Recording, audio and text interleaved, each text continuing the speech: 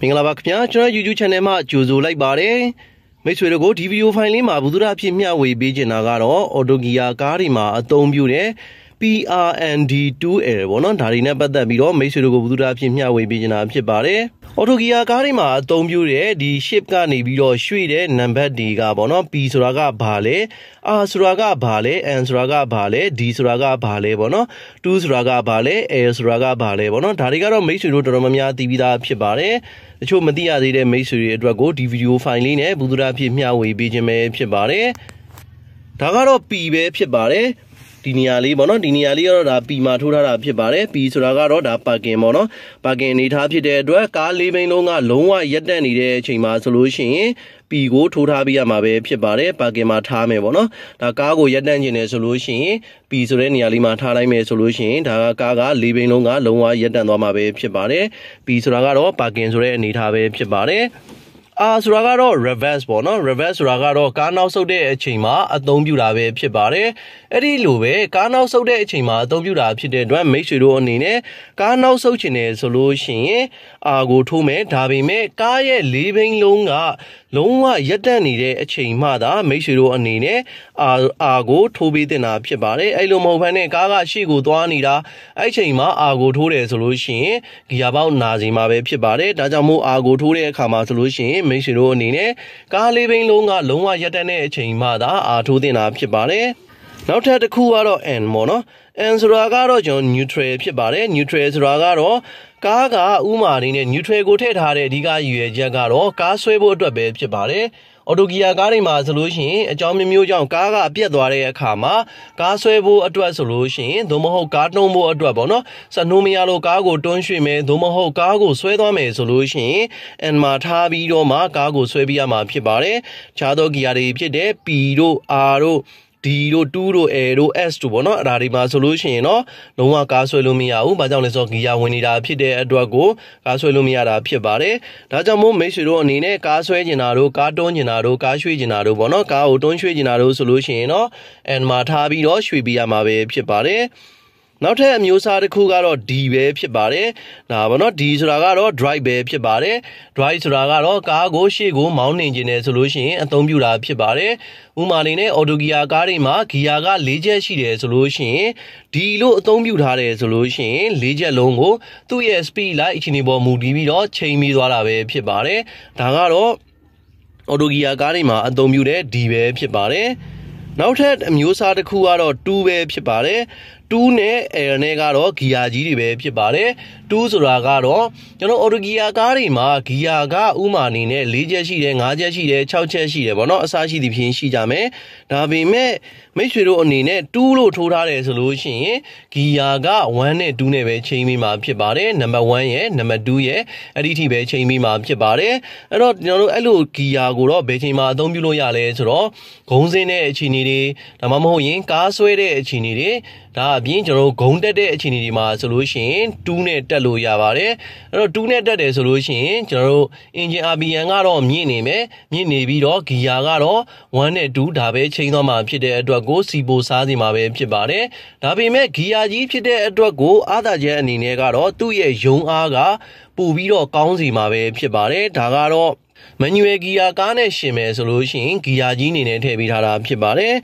နောက်ထပ်အမျိုးအစားတစ်ခုကတော့ L ဖြစ်ပါတယ်။ L ကလည်းကျွန်တော်တို့ဒီဂီယာကြီးဖြစ်တဲ့အတွက်ကိုကျမ်းမြင့်အနေနဲ့ကတော့နံပါတ်1ဂီယာဖြစ်ပါတယ်။နံပါတ်1ဂီယာဖြစ်တဲ့အတွက်ကိုဝင်ယုံတဲ့အခြေအနေတွေဥမာအနေနဲ့မတ်ဆောက်တဲ့တောင်ကုန်းတွေကနေပြီးတော့ဆင်းတဲ့အခြေအနေမှာဆိုရင် brake ကိုရင်းမှီးစရာမလိုအောင်ကျွန်တော်တို့ L ကိုထိုးပြီးတော့ဆင်းတယ်ဆိုရင် brake အတွက်လည်းသက်သာစီမှာပဲဖြစ်ပါတယ်။ဒါအပြင်ကျွန်တော်ဂုံတက်တဲ့အခြေအနေတွေနောက်ကနေပြီးတော့ heavy weight တင်ထားတာတို့ဒါမှမဟုတ်ရင်ကားစီးကိုဆွဲတဲ့အချိန်ဒီမှာဆိုလို့ရှိရ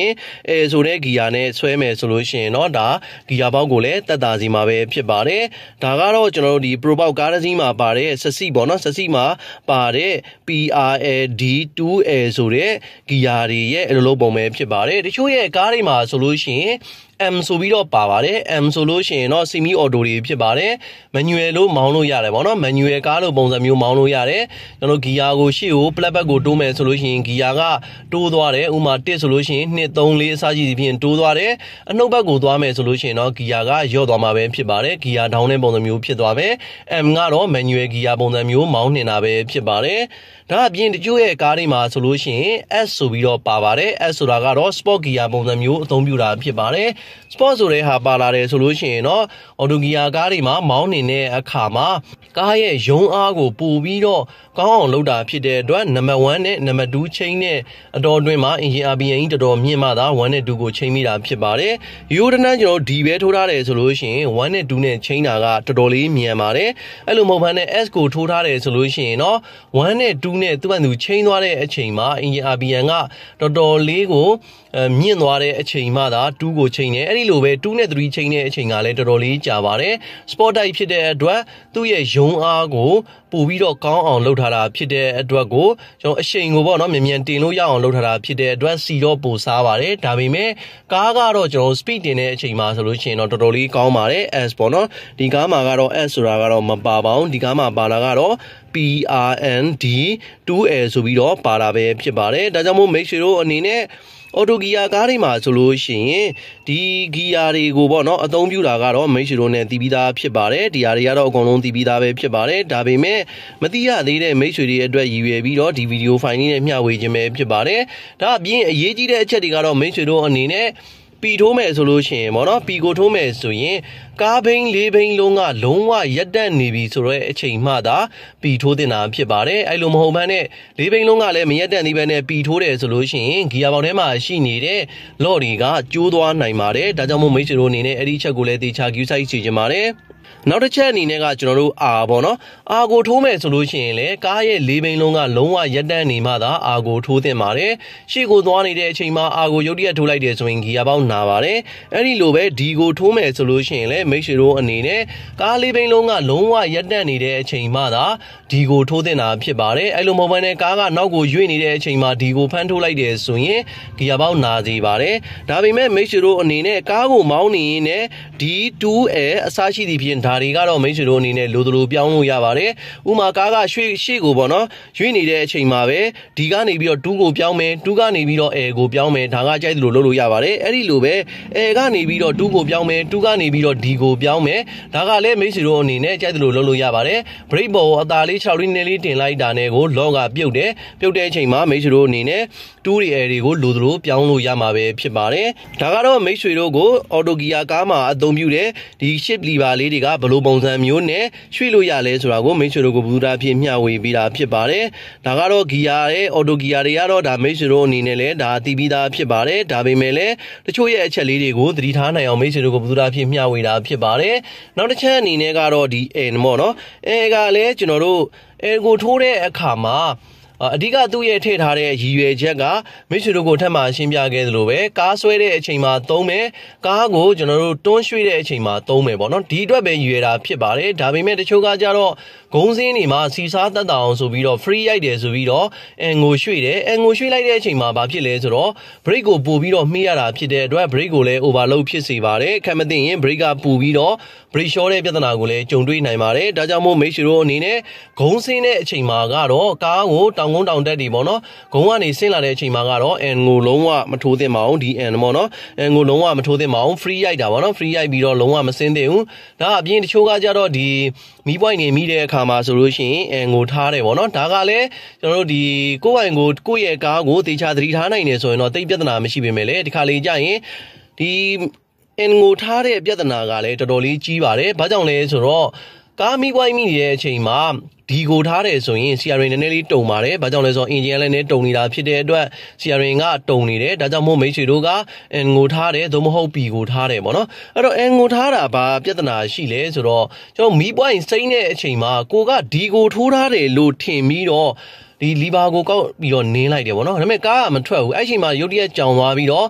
ဒီ N ကနေပြီးတော့ D ကိုကောက်ပြီးရွှေ့လိုက်တယ်အဲ့ချိန်မှာအင်ဂျင် RPM ကြီးကမြင့်နေတာဖြစ်တဲ့အတွက်ကားဂီယာဘောက်ကဒုံးနဲ့ဆိုသွားဆောင်တယ်အဲ့လိုမျိုးချိန်မှန်များစွာဖြစ်တဲ့အခါမှာဂီယာဘောက်ရဲ့သက်တမ်းကိုလည်းတိုးစေနိုင်တာဖြစ်ပါတယ်ဒါကြောင့်မို့ဒီကားရဲ့မီးပွိုင်းနေမှာကားကိုမီးပွိုင်းမိနေတဲ့အချိန်မှာမိတ်ဆွေတို့အနေနဲ့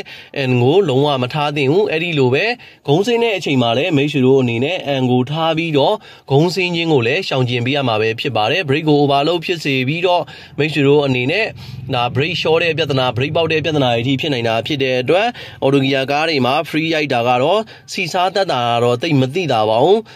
ဒါအပြင်မိတ်ဆွေတို့အနေနဲ့ဒီ NA ရှိနိုင်တာဖြစ်တဲ့အတွက် free ရိုက်တဲ့လုပ်ငန်းကိုတော့လုံးဝမလုပ်စေချင်ပါဘူးဒါကတော့မိတ်ဆွေတို့ကိုဒီဗီဒီယိုဖိုင်လေးမှာဘုသူရပြင်းမျှဝေပေးခဲ့တာကတော့ auto gear ကားတွေမှာဆိုလို့ရှိရင်ဒီ gear နံမှာဒီထားရတယ်ပေါ့နော်PRND အစားရှိသည့်ဖြင့်အသုံးပြုရတဲ့ပုံစံလေးတွေကိုမိတ်ဆွေတို့ကိုဘုသူရဖြင့်မျှဝေပေးတာဖြစ်ပါတယ်ကျွန်တော်ရဲ့ဗီဒီယိုဖိုင်လေးကိုစုံလည်ကြည့်ရှုပေးတဲ့အတွက်ကျေးဇူးအများကြီးတင်ပါတယ်ခင်ဗျာ